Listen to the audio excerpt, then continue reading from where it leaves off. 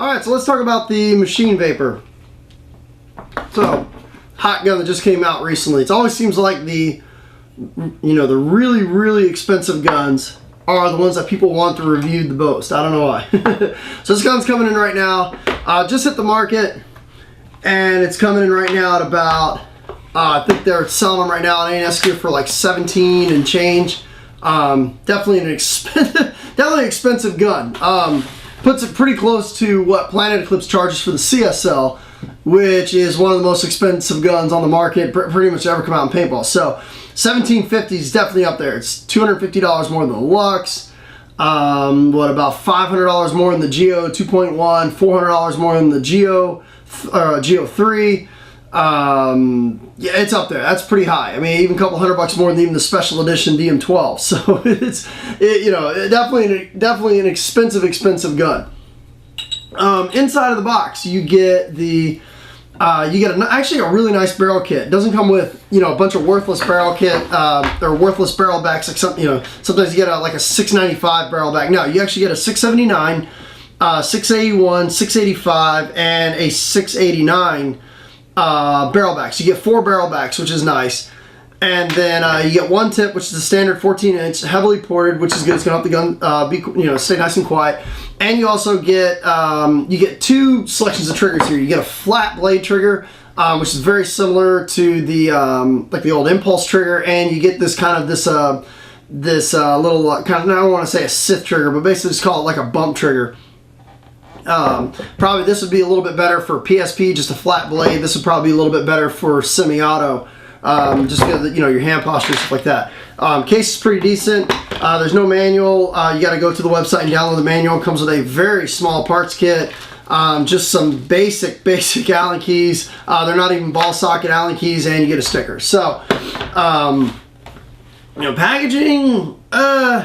I think for this price range, they need to go a lot harder on the packaging. if you're going to be charging $1,750, I'm going to expect a full color manual in here. I'm going to expect a nice parts kit.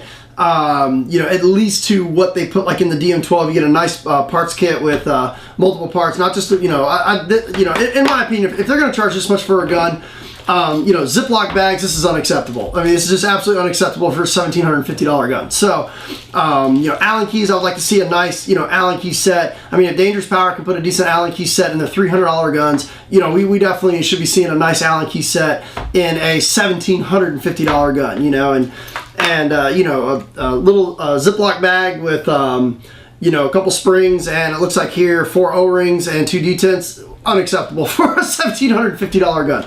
Absolutely unacceptable. So, it is nice that you get the barrel kit, and it is nice that you get the trigger. Okay, if you figure, let's just put this right out there with the DM12 and the Geo. Okay, so let's say we're gonna price this right at like a $1,300 gun. Okay, a barrel kit. A good barrel kit would run maybe what, $150. That's anodized to match your gun, and an extra trigger would run about what, $50. So you are looking at about an additional $200 worth of value for the barrel kit and the trigger. So, but let's go ahead and get into some basic maintenance really quick, and then we'll take it out and do an efficiency test, and we'll come back for the conclusion. All right, so let's go ahead and weigh it. Now you'll recognize that board. That's the same board that's in the in all a lot of the Dangerous Power guns. It's in the FX. It's in the Revy. That OLED board was pretty much made famous by the Dangerous Power guns. So also you can see it's got the laser eyes. So let's see what we're weighing in here now. So it looks like just under 2 pounds. So 1 pound, 15.6 ounces. So sneaks in just under 2 pounds total. So let's go ahead and take it apart. Now you're gonna see when you take this gun apart, the bolt system. It's now obviously it's a little bit different, but very, very similar to the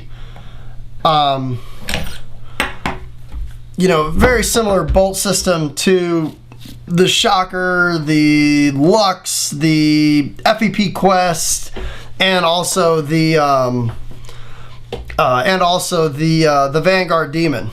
You know, you're starting to see this this stem design a lot. You know, obviously the difference between this and shocker. You know, the shocker had the O-rings in the middle. This is more towards the back.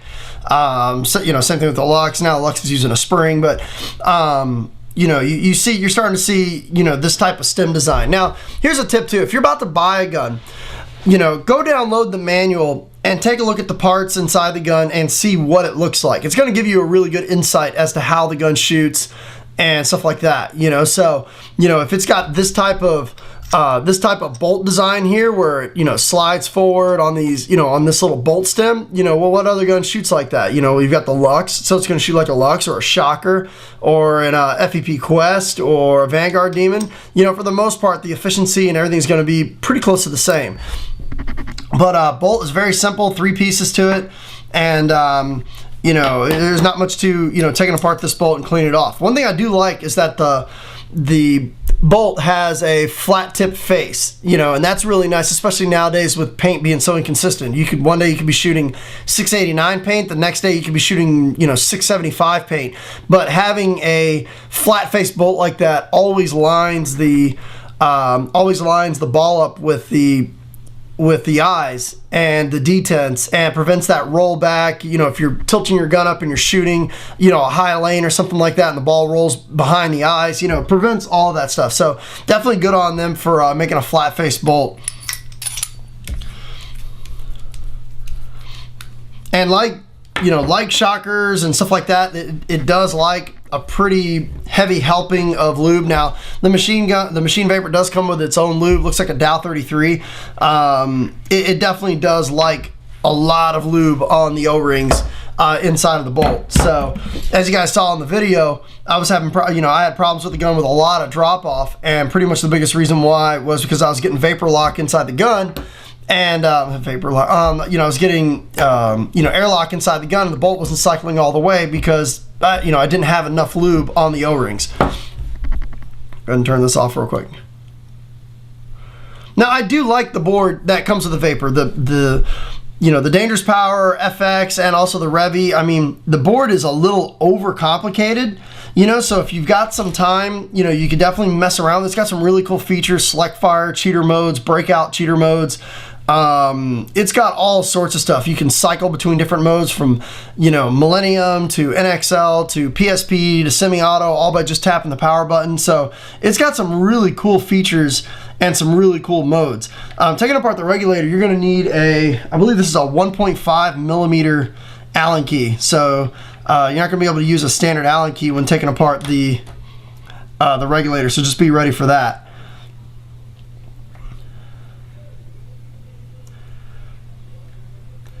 We've got 2 set screws that we're going to take apart here.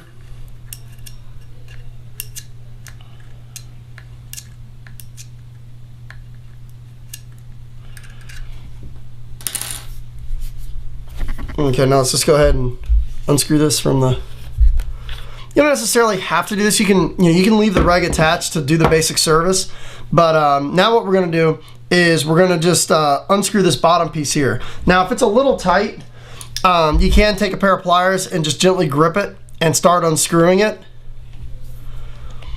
But, you know, you don't want to go super, super tight when you put this back together again. You just want to go, you know, just snug, just enough, because you don't want to, you know, really scratch that part up when you take it apart. There we go. And there's pretty much your regulator. So not much there. You know, you can take yourself, like one of my favorite things to clean guns up with is, you know, the Kingman 50 cal swab. You know, go ahead and clean up if you see any dirt inside there. Wipe this down with a, you know, with a towel. You know, on the regulator, you can pretty much get away with using whatever lube you want, but I did notice with the bolt, you definitely want to use a thicker lube, just like you would if you were lubing up a shocker or something like that. Thin lube, you might get some air creep, and it might cause the gun to shoot a little bit bizarre. Okay, so let's go ahead and put this back together.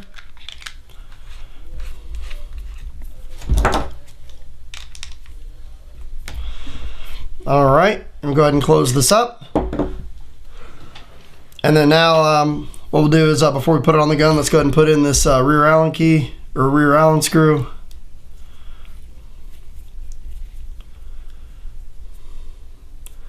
Now when I was out there, I mean, the reg is nice. It's you know, it's not a super sensitive regulator in that you know, it only takes like a eighth of a turn, and all of a sudden your velocity jumps 80 feet per second. It's very easy to get the exact velocity you want to get with the regulator. So the regulator is well designed.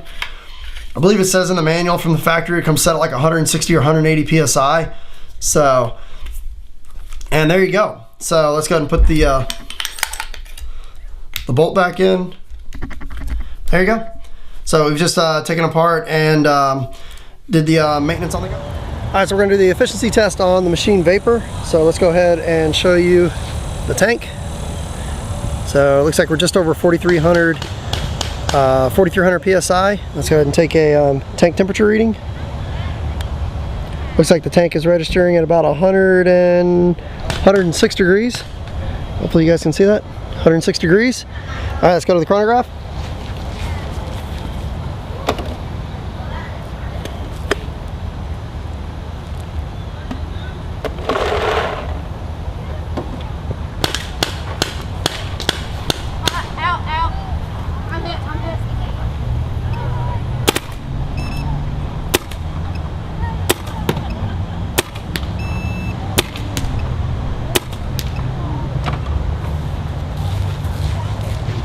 Hopefully you can see that we're sitting right about in the upper 290s. All right, we'll go ahead and start the efficiency test.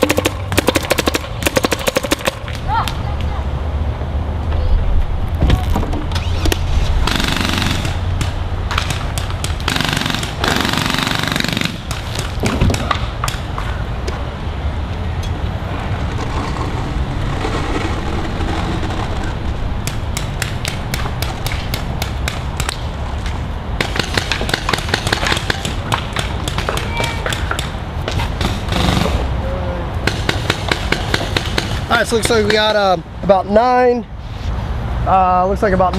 and a third pods.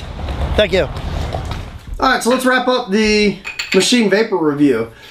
I don't, you know, lately these new companies that have been hitting the market, you know, charging these, you know, huge amount of prices for these untested, untried guns from brand new companies, man, that scares the hell out of consumers. I know it scares me. I'm real hesitant to drop, you know, that kind of money on a gun, you know, pay $1,750 on a gun that nobody I know owns. The company's brand new, no idea if it's a good gun, if there's problems with it or what. I think sometimes these companies shoot themselves in the foot with that kind of, I know they got to recoup the cost of bringing the gun to the market and stuff like that, but that's a lot of money. So, you know, with that being said, you know, overall in the gun, you know, in my opinion, $1,750 is a gun overpriced. Yeah, I think the gun's a little bit overpriced. You know, you're not getting, with the exception of the barrel kit and the extra trigger, you're not really getting anything out of the box that you wouldn't get with, you know, either a Lux or, you know, Geo, DM12, something. I mean, yeah, you get the OLED board, yeah, you get the extra trigger, yeah, you get the barrel kit, but, you know, for $1,750, there's some things I would like to see a little bit done a little bit differently. One, the trigger. One thing I noticed with the trigger is there's no post-travel. Okay, now, I've got a problem with that because if you set this trigger up improperly and you put your activation screw too far back, if you're like me sometimes when you're about to run and you dive into the stake, if you squeeze the trigger really hard, you might, you know, damage your micro switch because you might drive your screw through your micro switch. Now, I know there's a little stop in here once you pretty much mash the micro switch, you know, pretty much into, you know, that micro switch flat. There is a metal stop here that does stop the trigger, but if you set this trigger out, you know, quite a ways to where it's more at an angle, you know, there is a very good chance that you could drive your screw through your, you know, through and into your micro switch and damage your micro switch. Okay, there's, you know, for $1,750 gun, there should be a post-travel screw on here so that you're not relying on your trigger mashing up against your micro switch in order to stop the trigger. Okay, and just having that adjustability for a gun this expensive is definitely, you know, not out of the realm of asking for it if you're dropping that kind of cash on it. Something else too I noticed with the trigger, I would like to see this trigger have extended inner raceways on the ball bearings. Okay, what that's going to do is that's going to prevent the trigger from rubbing up against the inside of the trigger frame. And it's not that big of a deal when you're in PSP. Okay, in PSP it doesn't matter what the trigger feels like because all you got to do is pull it 5 times a second. But if you're shooting semi-auto and you're looking for the maximum amount of trigger speed possible, you want your trigger to be an amazing trigger. Okay, you don't want to feel any grit or drag or scratching on the inside of the trigger frame. And unfortunately with this trigger I did feel that. Now I do know there are set screws in here. You know, you can adjust a little to the left, a little to the right. You can try to get your trigger centered perfectly, but you know, when you're getting on the trigger, you definitely can feel, even with it set as perfectly as you can get it, you can feel your trigger rubbing up against the inside of your trigger frame, and it's not a good feeling for a gun this expensive. So, you know, other than that, I do like the way it feels in your hand. I know for me, you know, being, you know, 6'4", I do like the meatier trigger frame, you know, the trigger frame here, the grip frame. I love that. I do like, you know, how the reg sits in the front. It's very comfortable. It's easy to wrap your fingers around. There's nothing really crazy to catch your hands on. You know, going down the back of the gun, you do see a lot of Lux, you know, a lot of things very reminiscent of a Lux on here. The detents, the eye covers, the rearward facing detents, just like a Lux, just like an Impulse. Bolt design is very similar to a Lux. It's you know, a lot of people are calling this gun a Lux with an OLED board. That's, you know, not exactly unfair to call it that. You know, but you know, I do notice some things, you know, especially on the finish of it. You know, it appears that there's different types of aluminum throughout the gun. You can see that I can see that the rear, you know, this rear piece right here on the back part of the bolt, I can see that there's a slight shade difference in anodizing between that and the gun. Once again, unacceptable for a gun this expensive. You want to see the fit and finish and color of this gun completely perfect from one end to the other to be charging that kind of a price. You see it on the CSL, all the CSLs that come out are perfect. They're charging almost $1,800. This gun, you know, machine trying to charge $1,800, everything better be perfect. So I think the gun's, I definitely think the gun is slightly overpriced. You know, I know also they're supposed to be coming with a new, you know, with a loader. I haven't seen that yet. Maybe when it comes out with the loader, you know, that might get us more into the ballpark if it's a good loader.